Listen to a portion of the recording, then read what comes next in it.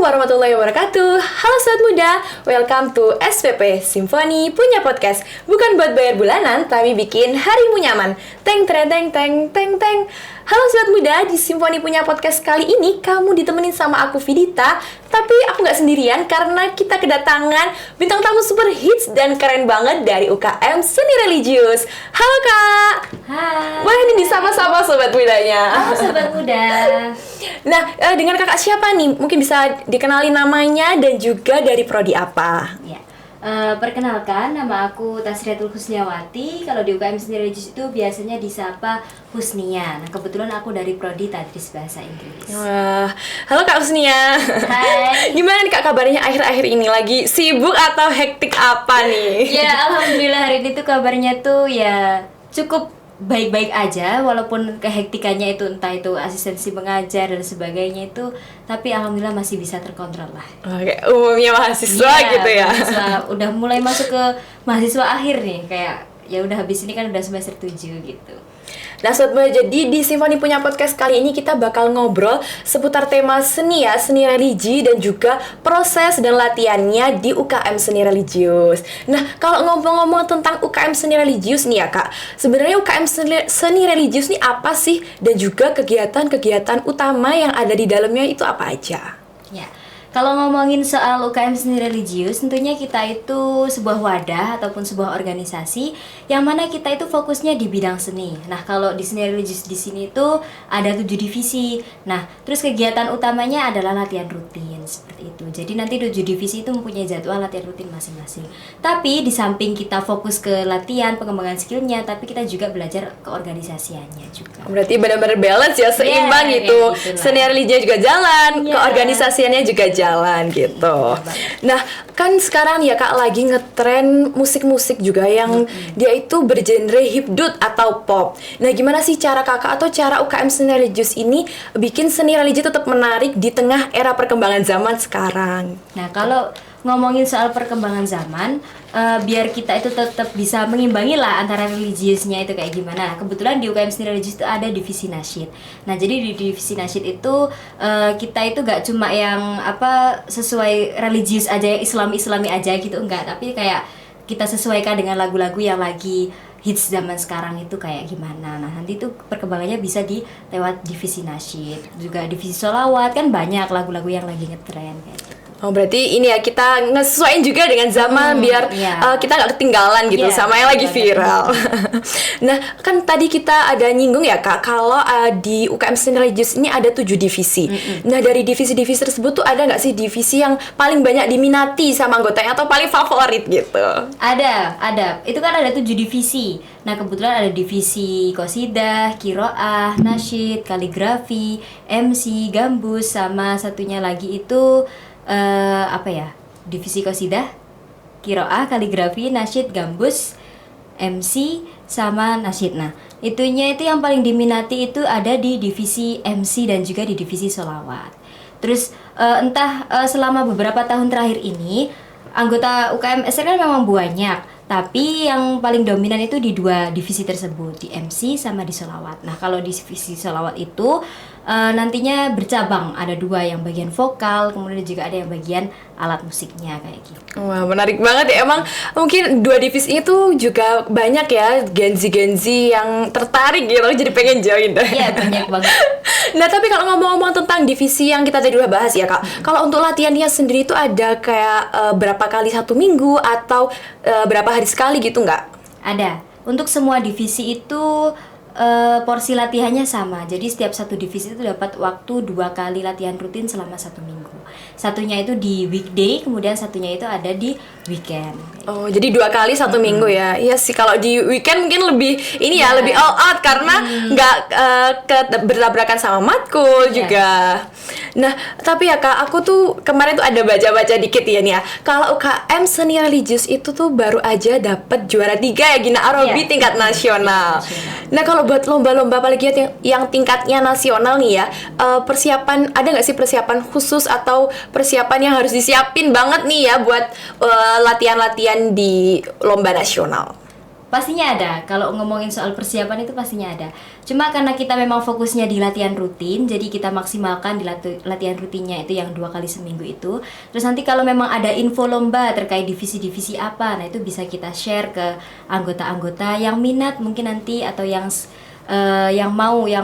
mau join gitu, yang mau ikut. Nah, nanti bisa kita tambahi pelatihan intensifnya kayak gitu. Oh, berarti khusus buat yang mau ikut-ikut lomba gitu ya. Nah, kalau di UKM Synergies ini kan kita banyak banget ya skill yang didapat selain dari nasyid, juga hadroh, terus juga selawat sama MC. Ada nggak sih Kak skill-skill yang kita dapat gitu kayak yang buat kehidupan sehari-hari gitu? Tentunya ada. Spill. Kan kalau di UKM Synergies kita gak cuma belajar seni aja, kita juga belajar keorganisasiannya. Jadi kalau semisal ada yang beranggapan ini kan fokusnya di seni aja, enggak. Nanti kita di sini tuh belajar kayak gimana sih hiruk pikuknya organisasi itu kayak gimana, belajar kepanitiaan juga kayak gitu. Dan pastinya kalau kita berbicara soal kepanitiaan itu kayak udah apa ya, kayak ruang lingkupnya itu kayak gambarnya seperti di masyarakat kayak gitu kan. Jadi kayak jadi gambarannya nanti kalau kita di masyarakat itu belajarnya seperti inilah. Biar gak kaget gitu ya. Tapi emang iya sih Kak, kalau kita belajar tentang keorganisasian juga kepanitiaan tuh kita jadi tahu teamwork, terus juga kerja sama tim tuh gimana gitu. Iya, terus biasanya gak sesuai kayak inilah aku beda pendapat sama kamu, tapi gimana nanti kita nyelesainnya, kita cari keputusannya yang keputusan mufakat, musyawarah itu kayak gimana. Oh iya emang harus kita semuanya gitu loh, antara pendapat satu sama lain gitu. Nah sebelum closing nih Kak, aku ada games namanya tuh This or That. Jadi nanti aku kasih 2 pilihan ke kakaknya milih yang paling relate sama kakaknya tuh mana, dan juga kasih alasannya. Oke. Buat pertanyaan pertama ini tuh, tampil di panggung besar atau viral di media sosial? Gimana, ini harus pilih salah satu nih.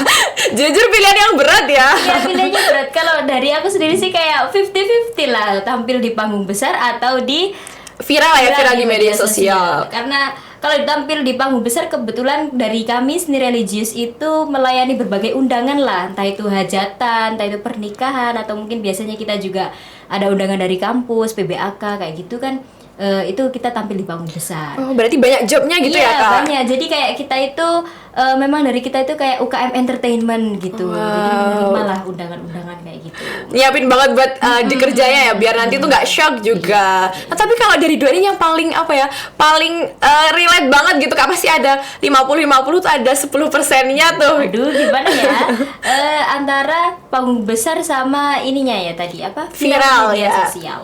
Kalau di viral media sosial itu pastinya di zaman yang seperti ini, yang semuanya serba digital, pastinya kita juga mengusahakan gimana sih biar Seni Religius itu bisa bersaing di kancah dunia maya kayak gitu. Tetap kita maksimalkan. Cuma kalau tujuannya pastinya biar itu kita lebih di panggung besarnya aja deh kayaknya. Cuma tetap yang di media sosialnya tetap kita maksimalkan. Iya, seimbang gitu ya kan. Siapa tahu juga kontennya FYP gitu.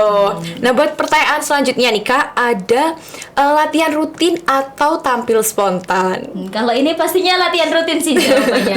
Karena ya gimana ya, walaupun kita itu udah punya skill yang bagus gitu. Kalau menurut dari aku pribadi sih, skill itu hanya 5%, 95%-nya itu latihan rutin. Cuma nanti kalau gak diasah itu kayak ya udah, ya kita gak bakalan berkembang gitu. Benar-benar harus mateng ya, karena kan juga usaha tuh gak bakal ngianatin hasil gitu.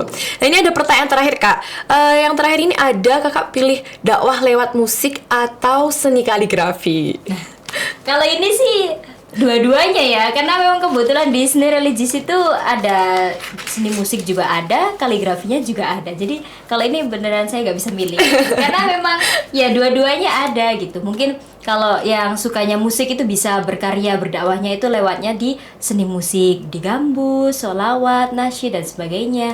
Kalau yang biasanya itu yang aku nggak suka ngomong, aku sukanya nulis-nulis kayak gitu. Nah itu bisa di lewat karya kaligrafi. Berarti sesuai passion masing-masing kan ya. Kan ada beberapa orang yang emang cenderung suka di bidang suara atau di bidang tulisan gitu. Nah aku terima kasih banget nih Kak buat kakak karena udah nge-share ya ya inspirasi yang juga pengalamannya seputar UKM seni religius. Nah, kita harus mohel ya sobat muda kalau UKM seni religius ini ternyata bukan cuma tempat belajar seni Islami aja, tapi juga sebagai tempat kita berkembang, terus juga berkreativitas dan juga kita ngembangin semangat berdakwah lewat karya-karyanya yang positif. Nah, ada nggak sih Kak project-project di UKM seni religius nih terdekat atau event-event yang deket-deket ini nih, boleh di-spill dong? Kalau masalah project atau event itu pastinya banyak banget. Kebetulan dari kami UKM Seni Religius ini sekarang sedang mengadakan lomba dari 7 divisi. Nah, untuk yang lomba yang terdekat ini ada lomba MTQ, itu Musabaqah Tilawatil Quran dari divisi Qiraah, sama lomba nasyid akapela. Nah, untuk tingkatnya nanti itu Jawa Timur. Nah, nanti untuk di bulan Agustus itu ada Festival Banjari. Oh, berarti ini per apa Kak? Per bulan kah atau emang ada event tahunannya yang selalu ada gitu? Event tahunan lah, kayak memperingati disnya, kayak memperingati hari kelahirannya. Oh, barusan ini ya ulang tahun juga UKM Seni Iya, jadi Religius. ulang tahunnya itu kebetulan kemarin di bulan April. Cuma nanti kita penyelenggaraan lombanya itu di setiap bulan, kan ada divisinya ada banyak nih. Jadi kayak kalau diselenggarakan sekaligus itu kayak nantinya capek lah gitu. Bertahap gitu ya. Bertahap. Nanti puncaknya itu ada di September gitu. Oh gitu ya. Nah mungkin buat sobat muda yang pengen kepo atau pengen tahu nih gimana cara join UKM Seni Religius, bisa banget dikepoin di IG mereka @senireligius tanpa spasi. Nah buat kakaknya ada nggak sih closing statement atau pesan nih buat sobat muda mungkin yang pengen join UKM Seni Religius tapi masih ragu atau malu-malu gitu? Kalau buat kalian yang masih ragu atau malu-malu pengen join UKM Seni Religius, gak apa-apa, it's okay. Tapi yang penting kita berpikir kalau seni Islami itu kita niatkan untuk ibadah, untuk berkarya, berdakwah kayak gitu. Nah nanti melalui seni religius kita bisa menyalurkan lah semua inspirasi atau bakat-bakat kita, terus juga mengembangkan skill kita.